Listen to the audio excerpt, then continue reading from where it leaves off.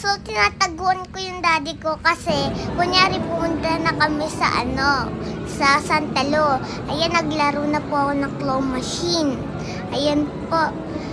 Tapos, pag kinukuha niya yung mga kahit anong nasa loob ng claw machine, pag nakuha mo, pag malapit na siya mabitaw sa yan po, po siya, natatanggal po siya. Tignan nyo guys, ayan po. Di na po Tapos yan, ito po yung mahirap. Ayan po siya, 3 tokens.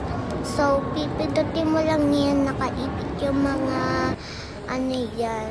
Tapos umulan po kasi mabagyo po dyan sa Santolan kasi ang dami